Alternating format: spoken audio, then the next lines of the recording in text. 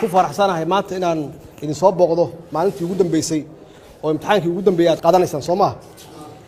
waxaan idin rajeynayaa imtixaanka qof walba halkan fadhiya inuu keeno bundada ugu fiican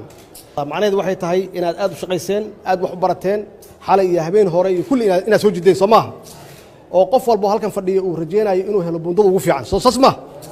anna waxaan idin rajeynayaa bundada ugu fiican inaad heshaan maxaa yeelay waxbarashadu waa qofka noloshiisa waa indhaha qofka waa iftiinka bini aadanka waa horumarka qofka bini aadanka ah macnaheedu waxay tahay qofku markii maskaxdiisa korto loojigiisa iyo macquuliyadiisa waa fiicanta qofka haddii wax loo sheego markiiba wuxuu sameynayaa xisaabtan wuxuu leeyahay waxaani wax dhab ah miyaa mise waa wax khaldan waa fahamteen Soomaa marka waxbarashadu kaliya intaas kaliya ma aha qofka noloshiisa wax badan iyo ka bedeshaa haddaad doonaysaan shaqo fiican inaad heshaan waa inaad tacliin leedahay haddaad doonayso mushaahar fiican inaad qaadataan oo horumar fiican aad nolosha ka gaartaan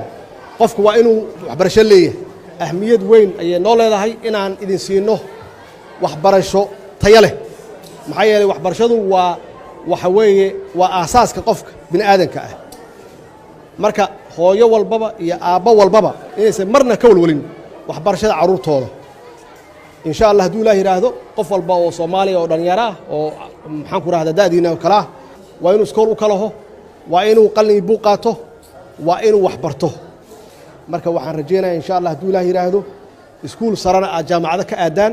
جامعة مركا دميساننا آتيهين مستقبل كدل كان وليه وحيا المستقبل كدل كان وايدينك شقوي وناكسن قفكي دولة وشقية قفكي برايفت وشقية قفل با إنو وليه دور عيمان أو وناكسن أو نولش شعبك نولش دالك إيه هرمرك دالك وحقوق كرناي وحنا بلنا إنا دلاليسان واتسوج لسان أو بندوين في عناد كينيسان خير